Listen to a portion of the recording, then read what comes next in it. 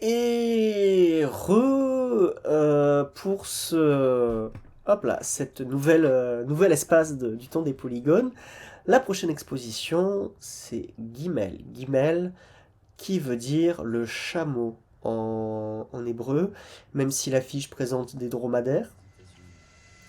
Voilà, ce qui est intéressant avec Aziz Wood, c'est que, étant chinois et locuteur du français depuis peu, il a pu comprendre aussi des choses un peu à côté, et je lui en veux pas. Et c'était aussi le but du jeu, c'était de voir aussi comment il allait s'approprier, comprendre aussi les choses à sa manière.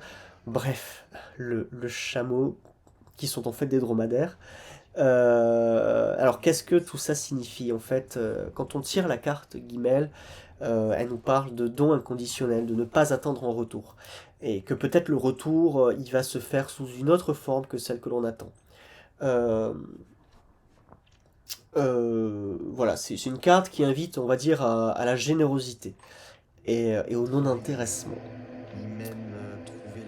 Et alors du coup, avec cette lettre Guimel, on va rentrer dans cette cacahuète de verre.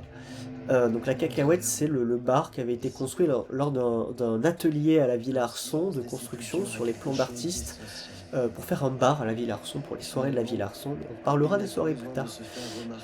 Et qui, dans mon jeu, sont des portails de téléportation. Voilà. Alors, on va commencer par le début. Euh, nous sommes en mars 2020. Et vous savez ce que veut dire cette date. Mais avant que le monde ne s'arrête, j'étais à Nice. Moi j'étais à Nice la semaine, ou disons, la semaine juste avant le premier confinement.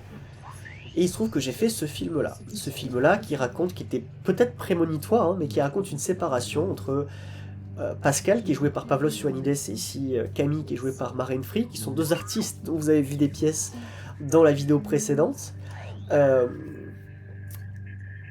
et donc c'est une rupture de personnages. Et en fait, pourquoi j'ai appelé ce film Le Désert et pourquoi une rupture, pourquoi le désert? Parce qu'en fait, le film va être centré autour justement de l'après-rupture, avant une retrouvaille, pour quand même clôturer, on va dire, ce temps de solitude. Mais voilà, c'est un temps de solitude et d'introspection qui a pour inspiration, on va dire, le temps du carême, ou du ramadan, ou de la Pâque juive. En gros, ce temps parfois de jeûne, parfois juste d'introspection, mais qui évoque souvent le désert, en fait, une errance dans le désert. Que ce soit de Jésus, que ce soit les 40 années dans le désert, de l'Exode, le désert. Sur la bande originale de ce film, Anacron, qui est un artiste musicien que dont je vous ai évoqué le nom dans la présente vidéo, m'a proposé de construire une bande son à partir, non, une musique pardon, à partir de la bande son du film. Cette musique, si je monte le son, c'est ce qu'on entend. Alors là, on entend les deux. On entend à la fois le son du film et le son de la bande son. Après, on n'entendra que la bande son. Je suis si désolé, Camille. Il est si désolé. Si jamais tout ça. Pardon, je suis désolé. Je rentre dans le film. Bon, je vais pas parler de la mise en scène. Là, on en est à la question du son. Donc, Anacron m'a proposé du coup voilà, une composition musicale plutôt électronique, un peu ambiante, à partir de la bande son de ce film. Il se trouve que moi, ça m'a pas mal parlé, et ça m'a notamment évoqué mes questions d'espace encore par rapport aux jeux vidéo.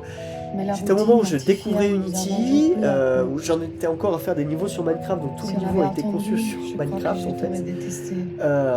Donc c'est un vrai travail de design de niveau de jeu par contre. Pourquoi es-tu en colère, Camille? Je pense. Et je ne suis pas en colère, Pascal. Et du coup, à partir de la bande son que m'a proposé Mehdi, ce que j'ai fait, c'est que j'ai imaginé une architecture à cette histoire. J'ai traduit, pour moi c'était une traduction du film en son, en architecture. Je ne sais pas pourquoi. C'est comme si rien n'avait changé. Hop là. Donc là, on arrive Rien ne donc serait plus pareil. dans la suite. Alors, petite... voilà, il y avait Rien n'a changé entre une nous. petite indication pour traverser l'écran, parce que c'est vrai J'espère qu'on que tu peut-être qu'on finiras le fait par pas me forcément tout de comprendre. suite. Donc là, on a d'abord des murs avec voilà, cette espèce d'aller-retour qui se font dans le vide, mais l'un à l'autre sans le savoir, bref. Et donc on va arriver au cœur du coup de l'installation numérique de ce niveau, qui est en fait aussi le cœur du film, qui est le cœur de tout. C'est cet espace vide d'une longueur d'une quarantaine de piliers. Euh, vous avez compris pourquoi. Voilà, qui est vraiment un travail d'ambiance, de lumière.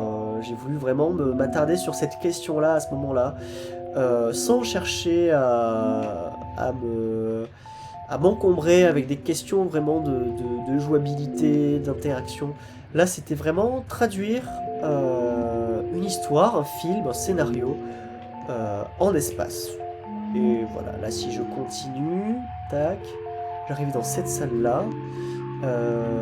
Dans la première version, il y avait des photos là de Camille Camille et Pascal, pardon. J'ai oublié de les remettre. Bon, c'est pas si grave, c'est même plutôt pas trop mal parce qu'on est vraiment concentré sur l'espace. Donc là, vraiment, on a des zones même noires, enfin sans lumière, ce qui fait que chaque brin de lumière est calculé quoi. Hop là, et je ne suis pas arrivé sur la grille. Et à partir de là, en fait, on peut remonter en boucle, il n'y a rien de plus, quoi. Donc on peut s'inventer des petits jeux. Et donc, bien entendu, la sortie, c'est comme l'entrée, la cacahuète.